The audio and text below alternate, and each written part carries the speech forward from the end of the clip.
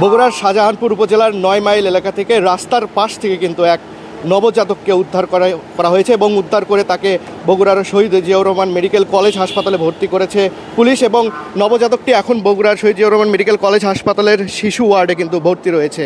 এরই মধ্যে নবজাতককে দত্তক নেওয়ার জন্য কিন্তু শিশুর ওয়ার্ডের সামনে ভিড় করছেন অনেকে। এবং এই যে শিশু, সেই শিশুর কিন্তু এখন পর্যন্ত পরিচয় পুলিশ কিংবা চিকিৎসক সহ যারা স্থানীয়রা রয়েছেন তারা কিন্তু কেউ এখন পর্যন্ত শিশুটির পরিচয় নিশ্চিত করতে পারেননি। শিশুটিকে নিবিড় পর্যবেক্ষণে রাখা হয়েছে শিশু ওয়ার্ডে এবং তার যে চিকিৎসা কিন্তু এখনও চলছে। শেষ খবর পাওয়া পর্যন্ত আমরা চিকিৎসকদের কাছ থেকে যে তথ্য পেয়েছি বগুড়ার শহীদ জিয়াউর রহমান মেডিকেল কলেজ হাসপাতালের, শিশুটি কিন্তু এখনও সুস্থ রয়েছে এবং শিশুটির কিন্তু শারীরিক অবস্থা এখন পর্যন্ত তারা পর্যবেক্ষণ করছেন এবং তারা আসলে শিশুটিকে আপ্রাণ চেষ্টা করছেন যাতে শিশুটির কোনো সমস্যা না হয়, তাহলে শিশুটিকে নিয়ে আসা হয়। সে সময় প্রত্যক্ষদর্শী কিন্তু অনেকেই ছিলেন এবং তাদের মধ্যেও কিন্তু অনেকেই শিশুটিকে দত্তক নিতে চাচ্ছেন। যেহেতু শিশুটির পরিচয় পাওয়া যায়নি, অনেকেই কিন্তু ভিড় করছেন শিশুকে দত্তক নেওয়ার জন্য। এই বিষয়ে কিন্তু চিকিৎসকরা কোনো মতামত দিতে চাননি, শিশুকে দত্তক দেওয়া হবে কি না এই বিষয়ে কিন্তু চিকিৎসকরা কোনো সিদ্ধান্ত নেননি। আমরা একটু কথা বলবো যারা প্রত্যক্ষদর্শী ছিলেন, যদি একটু ভাই জানাতেন যে আসলে কি ঘটনা ঘটেছিল।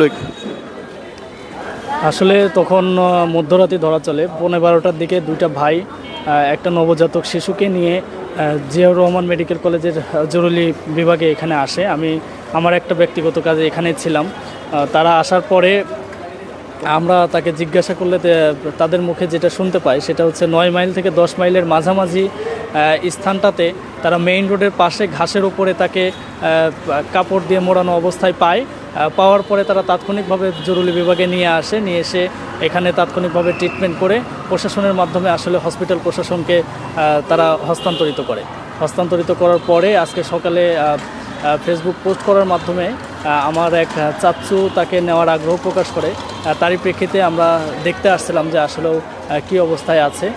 এখানে এসে দেখে খুবই ভালো লাগলো। আসলে একটা পরিবার তাদেরকে ফেলে দিলেও অনেক পরিবার তারা নিতে আসছে বা দত্তক নেওয়ার জন্য তারা আসছে।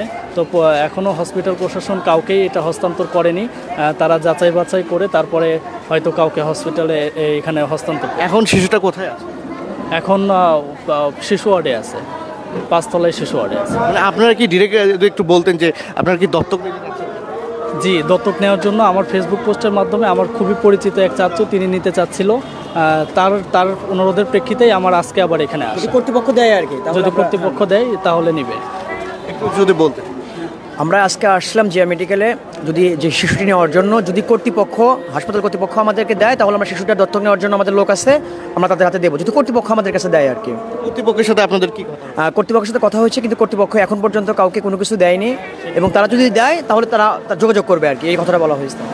ধন্যবাদ আপনাকে। দর্শক, আমরা কিন্তু আপনাদেরকে শোনাচ্ছিলাম যে এই যে নবজাতক শিশুটি রয়েছে সেই নবজাতক শিশুটিকে কিন্তু দত্তক নেওয়ার জন্য ইতিমধ্যে বগুড়া শহীদ জিয়াউর রহমান মেডিকেল কলেজ হাসপাতালের সামনে ভিড় করছেন অনেকেই এবং তারা কিন্তু তাদের পরিবারের সদস্যরাও কিন্তু আসছেন এখানে শিশুটিকে দেখার জন্য। এবং সেই শিশুকে ফেলে রেখে যাওয়া হয়েছে সেই শিশুটিকে কিন্তু তারা দত্তক নিতে চান। তারা কিন্তু বলছেন তাদের ভাষ্য অনুযায়ী যে শিশুটিকে ফেলে যাওয়া হয়েছে তার একটি পরিবার হয়তো ফেলে গিয়েছে কিন্তু অন্য অনেক পরিবার, অনেক দরজা কিন্তু সেই শিশুর জন্য আরও খুলে গিয়েছে এবং আরও ভালো পরিবার যে শিশুটিকে হয়তো ফেলে গিয়েছে গরিব কিংবা অন্য কোনো পরিবার হতে পারে, কিন্তু এর চেয়েও ভালো পরিবার কিন্তু শিশুটি পাবে বলে তারা জানাচ্ছে। দর্শক, আপনাদেরকে যেমনটি জানাচ্ছিলাম যে এই যে শিশু সদ্য জন্মগ্রহণ করা নবজাতক একটি শিশু, সেই শিশুটি কিন্তু এখন চিকিৎসাধীন রয়েছে এবং বগুড়া শহীদ জিয়াউর রহমান মেডিকেল কলেজ হাসপাতালের শিশু ওয়ার্ডে তিনি ভর্তি রয়েছেন এবং চিকিৎসক কিন্তু তাকে নিবিড় পর্যবেক্ষণ করছেন।